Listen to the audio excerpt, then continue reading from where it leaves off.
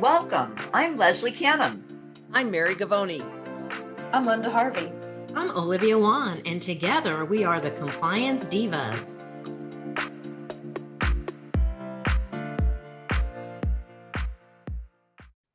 Welcome to the Compliance Divas podcast. I'm Mary Gavoni, and I'll be the moderator for this episode. The Compliance Divas bring clarity and simplicity to compliance by navigating the regulatory world to keep you on course. You can subscribe to the Compliance Divas podcast through your favorite podcast channel or on our website, thecompliancedivas.com. All the resources we mentioned during our podcast can be found on the Compliance Divas website, thecompliancedivas.com. If you have questions, feel free to submit them by email to support@thecompliancedivas.com. So here we are at the beginning of 2023. And I'm sure there are a lot of people out there that would wish for a better year in terms of better news about infection prevention and control. We certainly want to wish all of our listeners a happy and healthy new year, but we continue to face challenges on infection prevention and control. And so we're going to take just a quick look at what some of these key challenges are. And Leslie, we're going to start with you. We have some updates from the CDC on the incidence of flu, which we've been hearing has been part of this triple-demic of flu and RSV and COVID. So what can you share with us, Leslie, about what's going on with the incidence of flu right now? Well, Mary, what CDC tells us is that the seasonal influenza activity remains high, but continues to decline in most areas. So that's good news. And of the influenza A viruses that are detected and subtyped during what they call week 51, 83% were influenza A, which is H3N2, and 17% were influenza A H1N1. You may remember H1N1 is our swine flu, as it's commonly called. 14 influenza-associated pediatric deaths were reported for this week, and a total of 61 pediatric flu deaths were reported so far this season. Now, CDC estimates that so far this season, there's been at least 20 million illnesses, 210,000 hospitalizations, and 13,000 deaths from flu. So that's the most current update from Centers for Disease Control for at least this week, which we're broadcasting on January 2nd of 2023. Thanks, Leslie. That is some good news. Flu rates are higher than normal, but they're starting to decrease. So anything is good news in that department. Olivia, we've heard over the past weekend about the prevalence of a new Omicron variant. What can you tell us about that?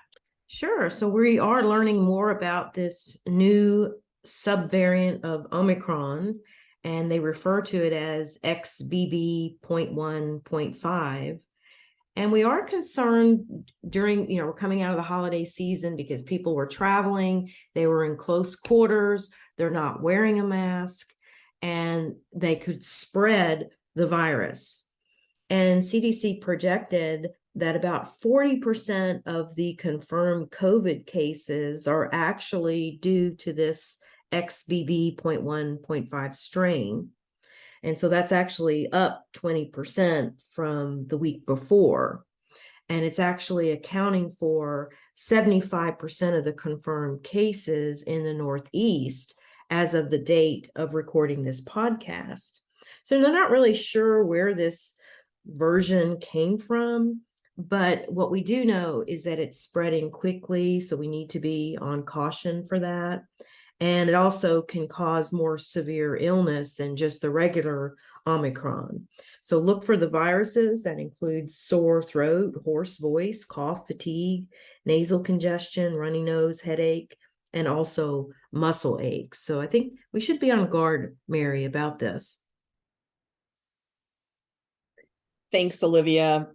what this is one of the things that we've kind of been watching for is, are there going to be more infectious and or vaccine evasive subvariants, or are we going to see a whole new variant of Omicron, especially now that China has lifted many of its travel restrictions? So will we see some issues coming here? So our diva Linda was not able to be with us for this podcast, but she wants information to be shared about the increase in invasive group A strep infections.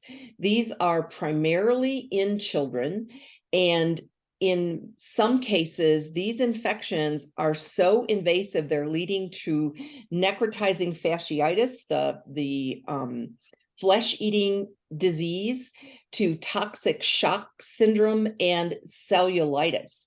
So many times we think of strep as, well, it's a sore throat, you take some antibiotics, you get over it. I always joke that a lot of times parents will call a dental practice and say, hey, Susie can't go to school today because she has strep. Can she come in and have her teeth cleaned? And in some cases, the dental practice would say, oh, sure, because we're wearing all of our PPE. And those days are gone, even though we know our PPE protects us. If you have a parent that calls you and says, my child can't go to school today because they have some illness, then you tell them, and we cannot have them come in to our practice today as well. So we will post all the resources for the new variant, for information about the group A strep, and about flu statistics for you on our website. As we wrap up this podcast, we want to address a study that was cited by a number of groups, the American Dental Association, American Hygienist Association, and a number of other news sources about the results, or that sort of headline that came from this study. It was at the Harvard School of Dental Medicine, and the title, or the headline for this study, is Dentists and COVID Risks, No Increased Risk for Dental Practitioners During Clinical Activities, the Study Finds. So the concern that we have is that people will look at that and say, see, we did all this for nothing. There's no increased risk from clinical activities. Why are we wearing respirators? Why are we doing all these things? We will post the link to the study on our website and in the show notes.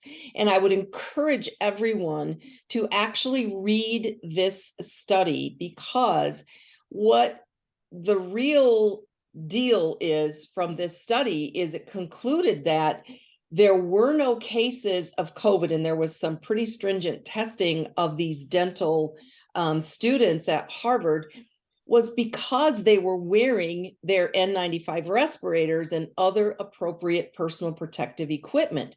We also don't have any kind of a control group, which wouldn't be so ethical to do, to compare this to, for what would have been the incident of people who were not wearing the N95 respirators and the appropriate personal protective equipment. So to take the title of this at face value, I think, is doing a little bit of a disservice to dental professionals, that you really have to read the study. And that goes with any scientific study that you read that talks about infectious disease or other things that may happen as a result of dental treatment. Make sure you really get all the facts. So Leslie or Olivia, would you like to weigh in on this study as well? Mary, I just think that you pointed it out very well, that it can really skew the facts. And before we let our guard down, we need to evaluate how the study was conducted and recognize that the PPE is effective, but without it, there would have been a lot of transmission. So that's the key. Leslie probably has more comments. Yeah, go ahead, Leslie. Well, of course, we're talking about just COVID here, but there are other respiratory illnesses that we are exposed to in dentistry. And so the appropriate PPE is going to protect us from a number of different things that we could be exposed to. Standard precautions applies to everything, and wearing the right PPE is key. So let's not give up the N95 respirators so easily at this point. Absolutely. Thank you, Leslie. And so in closing, we hope that these little tidbits of information about what is currently happening in the infection prevention world and the disease transmission world in dentistry will be helpful for you. One thing that I did want to sort of clarify is that I mentioned previously that we said, yeah, there's good news that flu cases are down, but the bad news always is that there are a high number of deaths from flu, and pediatric deaths included in those. So we always need to be on our guard. We cannot let our guard down, as Olivia stated earlier. So we hope you will join us for future episodes, future updates on what is happening in the regulatory world and in the world of infection prevention and control. Remember that the resources will be listed in the show notes and on the Compliance Divas website, compliancedivas.com. And any questions that you may have, you may share with us by email at support@thecompliancedivas.com. Thanks for joining us. We hope to see you again on another episode.